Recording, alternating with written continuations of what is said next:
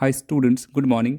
आज हम लोग क्लास 10 के मैथ आर एस अग्रवाल से एक्सरसाइज 4A क्वाड्रेटिक इक्वेशन के बेसिक्स इंट्रोडक्शन को देखेंगे और फिर नेक्स्ट वीडियो से हम लोग एक्सरसाइज 4A के क्वेश्चन को सॉल्व करना स्टार्ट करेंगे। तो चलिए सबसे पहले देखते हैं कि एक क्वाड्रेटिक इक्वेशन किस फॉर्म का होता है। तो इसके लिए सबसे पहले हम लोग क्वाड्रेटिक इक्वेशन को डिफाइन करते हैं।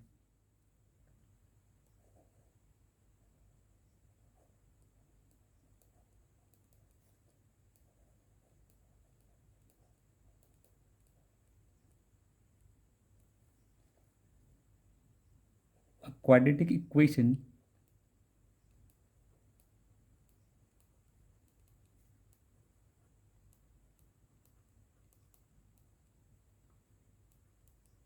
in variable x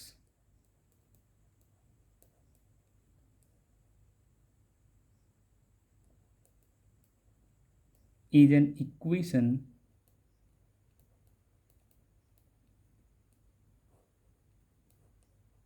of the form ax square plus bx plus c equals 0, where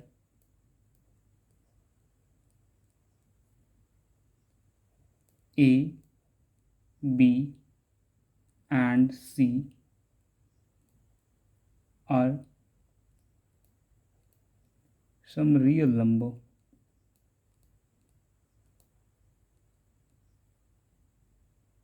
and a not equals 0।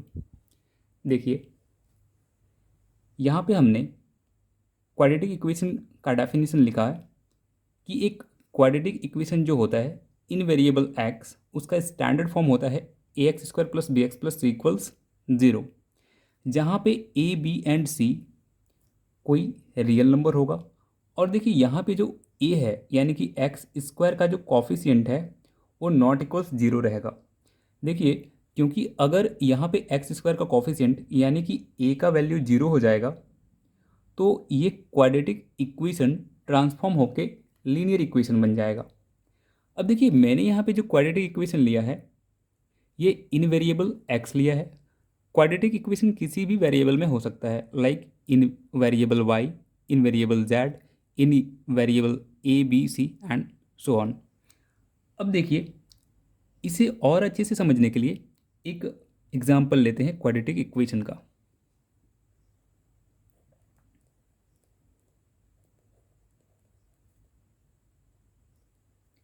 जैसे एग्जाम्पल के लिए हम लोग ले लेते हैं quadratic equation 6x square minus x minus 2 equals 0।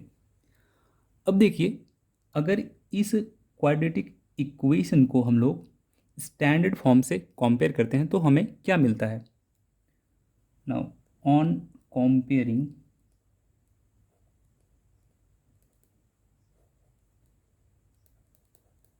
With ax square plus B x plus C equals 0 we gate,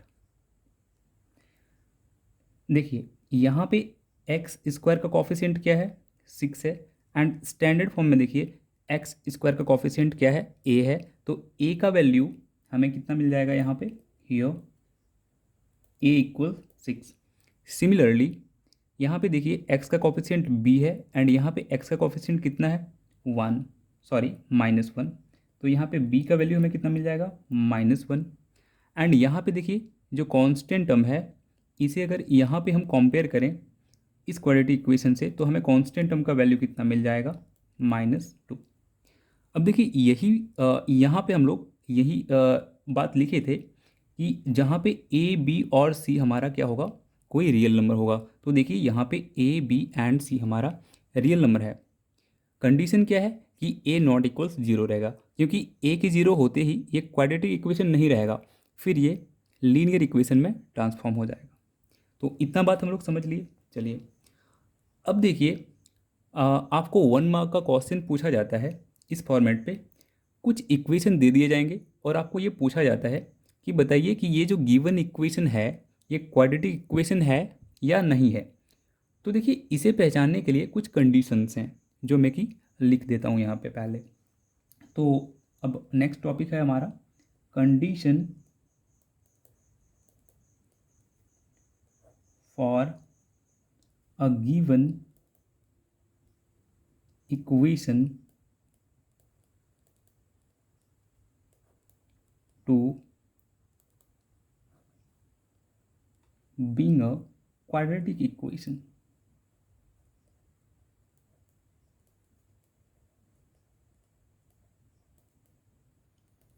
मतलब ये है कि किसी गिवन इक्वेशन को हम कब क्वाड्रेटिक इक्वेशन कहेंगे, ठीक है ना। तो देखिए इसके लिए दो छोटे छोटे बातों को आप ध्यान में रखें, आपसे कभी गलती नहीं होगा। पहला कंडीशन ये है कि given equation should B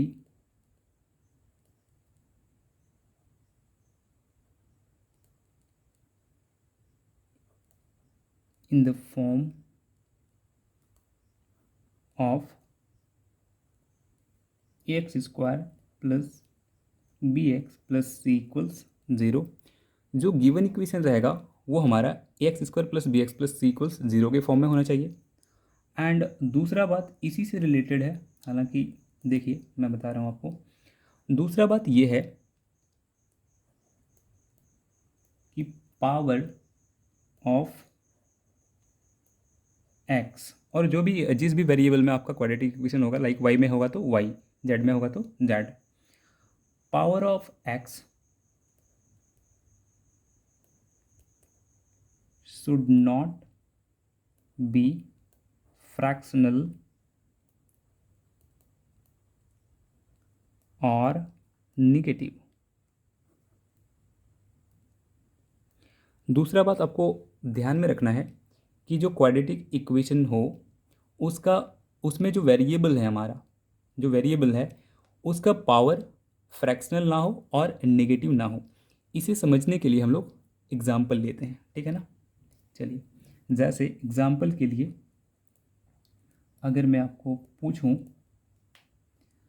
first example में एक इक्वेशन में लिखता हूँ 3x square minus 2 under root x plus 8 equals zero. अब आप वीडियो पॉज करके सोच सकते हैं कि ये क्वाड्रेटिक इक्वेशन है या नहीं है। तो देखिए आपको एक झलक जब आप देखेंगे तो लगेगा आपको कि एक बार को ये क्वाड्रेटिक इक्वेशन है, बट ये एक्चुअल में क्वाड्रेटिक इक्वेशन नहीं है। क्यों नहीं है, इसका एक्सप्लेनेशन हम लोग अभी देखेंगे। तो देखिए अगर इस क्वाड्रेटिक इक्वेशन को ध्यान से देखें तो यहाँ पे देखिए रूट के अंदर एक्स है, एंड जब आप रूट को हटाएंगे तो एक्स पे पावर आ जाएगा 1/2, और एक्स पे पावर अगर 1/2 आ गया दैट मीन्स एक्स का जो पावर है वो फ्रैक्शनल हो गया। इसलिए ये जो इक्वेशन है हमारा क्वाड्रेटिक इक्वेशन नहीं होगा। तो इसको हम लोग क्या लिखेंगे, तो देखिए सॉल्यूशन ऐसे करेंगे इसका कि it is not of the form ax square plus B x plus C equals zero. therefore it is not a quadratic equation। चलिए इसमें और एक एग्जांपल हम लोग देखते हैं।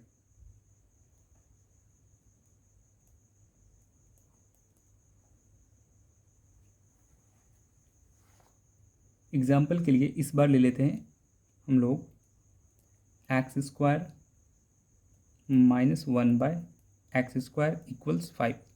अब फिर से आप सोचिए कि ये क्वाड्रेटिक इक्वेशन है या नहीं है। तो इसके लिए हमें इस क्वाड्रेटिक इक्वेशन को पहले सॉल्व करने का ज़रूरत है। तो सॉल्यूशन इसका देखेंगे हम लोग। तो देखिए अगर आप एलसीएम लेके इस क्वाड्रेटिक इक्वेशन को सॉल्व करेंगे तो आपको मिलेगा x to the power 4 minus 1 by x square equals 5।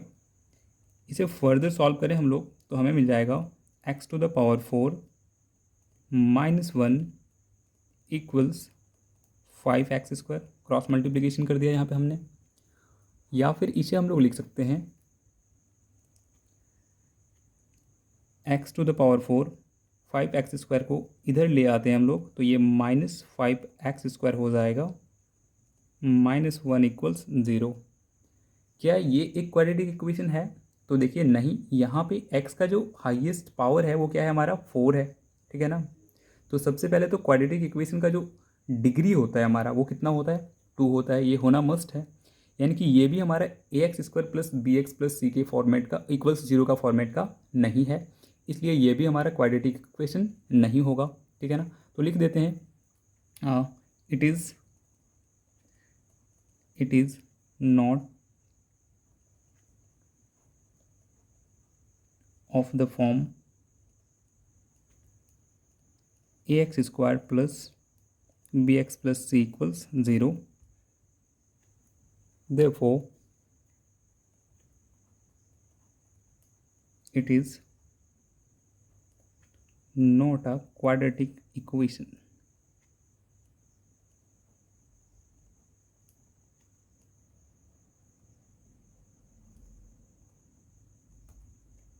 चलिए, अब हमने ये देख लिया, अब हमें जानना है roots of a quadratic equation के बारे में।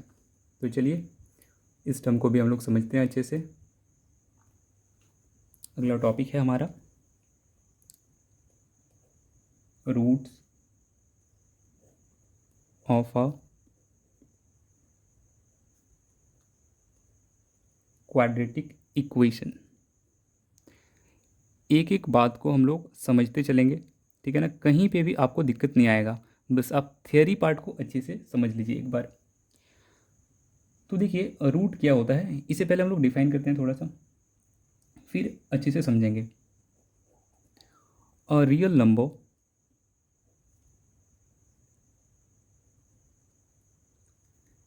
Alpha is called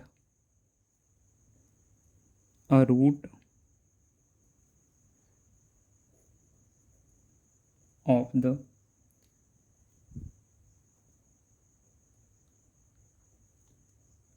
quadratic equation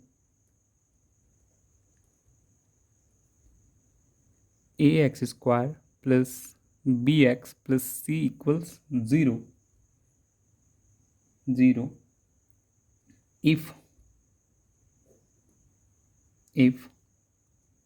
a alpha square plus b alpha plus c equals हमें मिले 0।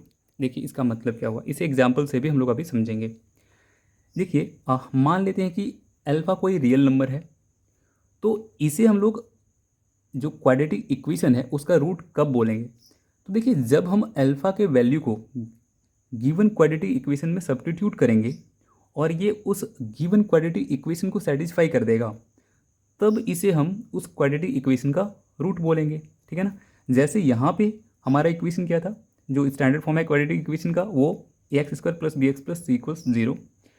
अब जब हम अल्फ़ा को इस इक्वेशन में सब्स्टिट्यूट करेंगे, यानी कि जहाँ पे x है वहाँ पे अल्फ़ा डालेंगे, तो ये क्या हो जाएगा, a∝² plus b∝ plus c equals 0। तो अगर ये कंडीशन सेटिस्फाई कर देता है, इस इक्वेशन को सेटिस्फाई कर देता है, इस इक्वेशन को सेटिस्फाई करने का मतलब क्या है, यहाँ पे देखिए RHS का वैल्यू क्या है, 0 है, और LHS हमारा ये टर्म है। यानी कि जब इस इक्वेशन को हम पूरा सॉल्व करें अल्फ़ा का वैल्यू डाल के, तो LHS इक्वल्स हमें क्या मिलना चाहिए, RHS। तब हम अल्फ़ा को बोलेंगे कि ये root of the quadratic equation है। अदरवाइज अगर ये कंडीशन इस इक्वेशन को सेटिस्फाई नहीं कर पाता है तो इसे बोलेंगे कि ये root of the quadratic equation नहीं है। अच्छा, एक और बात, जो roots of the quadratic equation होता है उसे ही हम लोग कहते हैं solution of the quadratic equation, ठीक है। चलिए इसे समझने के लिए मैं आपको एक एग्जांपल दिखाता हूँ बना के। एग्जांपल के लिए हम लोग लिखते हैं,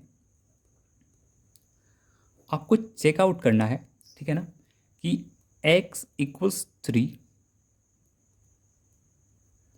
इज अ रूट और not of the quadratic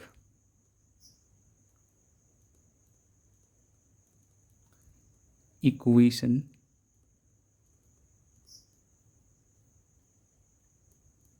to X square minus 5x minus 3 equals 0। तो देखिए इसे हम लोग चेक कैसे करते हैं। तो मान लेते हैं कि ये जो हमारा क्वाड्रेटिक इक्वेशन है, ठीक है ना। तो सॉल्यूशन में लिखते हैं यहाँ पे गिवन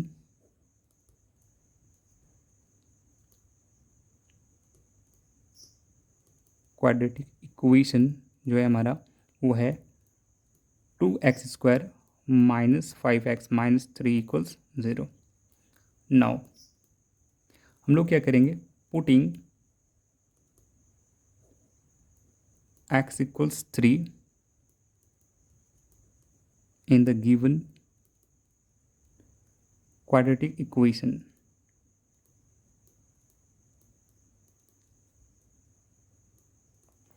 जहाँ पे x है वहाँ पे आपको 3 पुट करना है।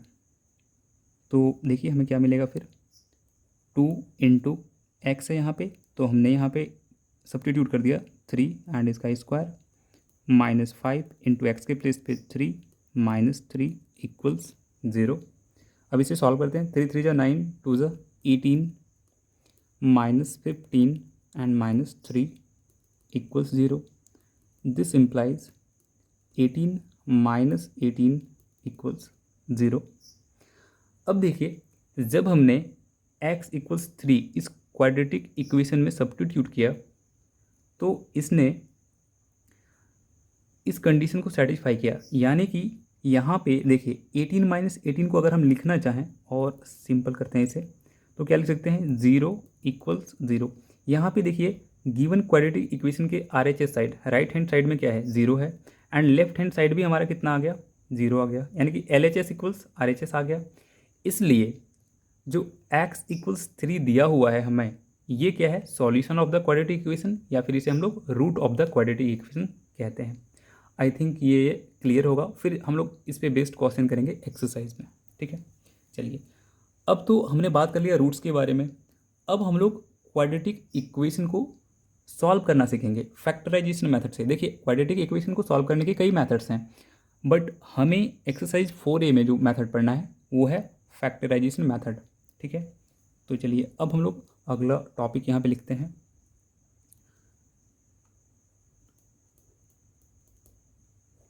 Solving a quadratic equation by factorization method.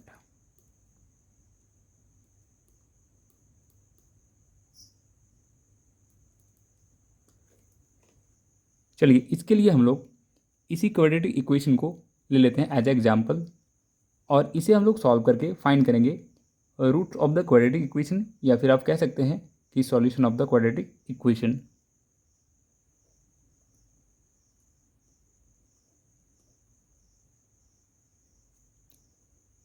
तो ये क्वाड्रेटिक इक्वेशन हमारा है 6x square minus x minus 2 equals 0। देखिए हम लोग फैक्टराइजेशन मेथड के थ्रू इस क्वाड्रेटिक इक्वेशन को सॉल्व कैसे करते हैं। तो हालांकि आपने इसे क्लास 9th में भी पढ़ा होगा, फिर से हम लोग एक बार रिकॉल करेंगे इसे। तो देखिए यहाँ पे हमें इस मिडिल टर्म को इस तरीके से ब्रेक करना होता है कि जब हम ऐड या सब्ट्रैक्ट करें तो सेम हमें यही मिडिल टर्म मिले, बट जब हम इसे मल्टीप्लाई करें ब्रेक करने के बाद तो product of first and last term मिलना चाहिए, ठीक है ना। चलिए इसे समझने के लिए हम लोग थोड़ा सा रफ वर्क करते हैं।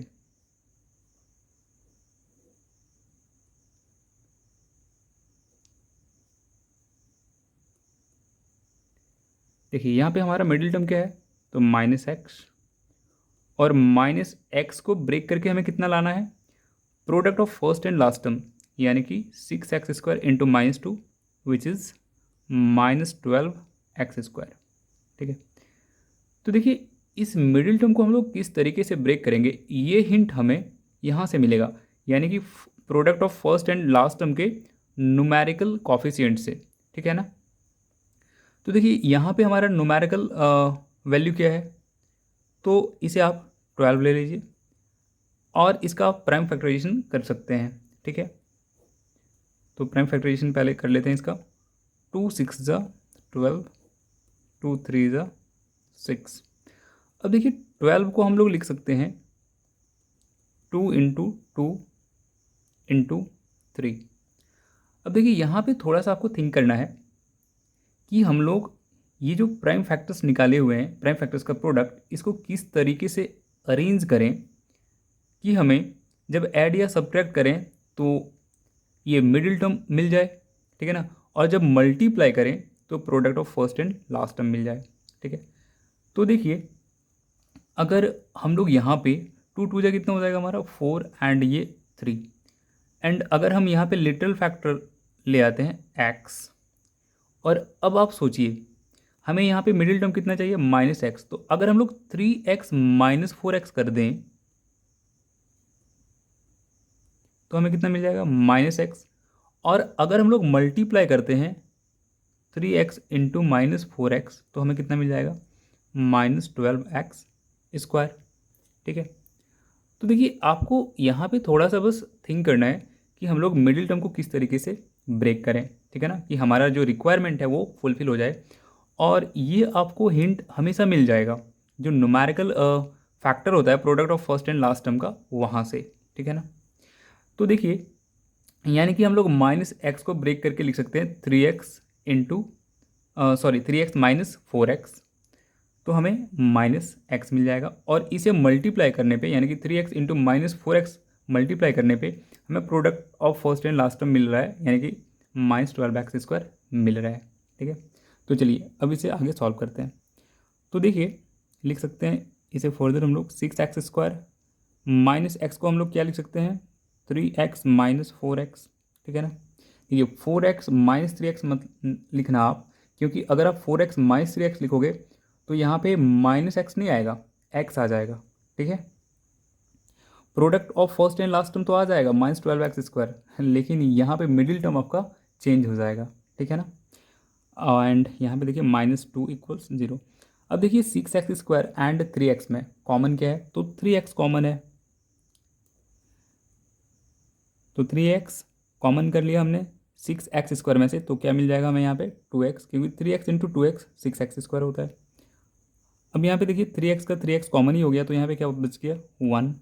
-4x एंड -2 में क्या कॉमन आउट होगा, तो -2 कॉमन कर लीजिए, यहाँ पे आपको फिर मिल जाएगा 2x, क्योंकि -2 इंटू 2x जो कि -4x होगा, एंड यहाँ पे आपको मिल जाएगा +1, क्योंकि -2 इंटू +1 करेंगे तो आपको फिर से -2 मिल जाएगा = 0। अब देखिए जो कॉमन फैक्टर है हमारा दोनों में वो क्या है 2x + 1, एंड जो कॉमन फैक्टर नहीं है वो क्या है हमारा 3x - 2 = 0। अब हमें zeros of the quadratic equation या फिर solution of the quadratic equation find करना है, तो इसलिए हम लोग यहाँ से लिख सकते हैं कि 2x + 1 = 0 और 3x - 2 = 0। अब देखिए यहाँ से हम लोग लिख सकते हैं 2x यहाँ पे आप इसे ट्रांसपोज कर दीजिए, 2x = -1 हो जाएगा, और इसे आगे हम लोग लिख सकते हैं x = -1/2, और यहाँ से लिख सकते हैं हम लोग 3x = 2, और लिख सकते हैं x = 2/3। अब देखिए यही जो हमें x = -1/2 मिला है और x = 2/3 मिला है, ये roots of the quadratic equation है, या फिर इसे आप कह सकते हैं कि solution of the quadratic equation है।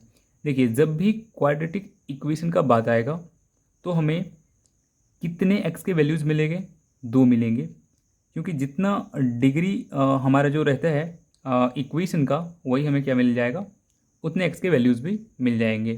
ठीक है ना, ये बात आपने पढ़ा था पॉलीनोमियल में कि पॉलीनोमियल के जितने डिग्री जो होते थे उतने उसके जीरोज मिलते थे हमें। ठीक है ना, अब देखिए यहाँ पे हम लोग लिख देंगे देयरफॉर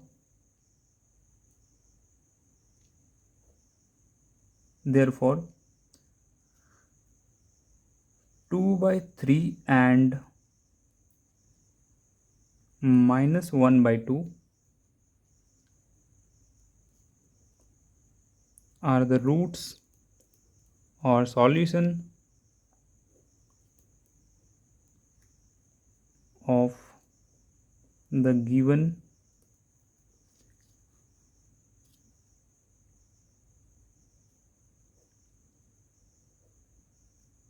quadratic इक्वेशन। तो देखिए एक्सरसाइज 4A में इतना ही इंट्रोडक्शन पार्ट था। अब अगले वीडियो में हम लोग एक्सरसाइज 4A के क्वेश्चन को सॉल्व करना स्टार्ट कर देंगे। Thank you.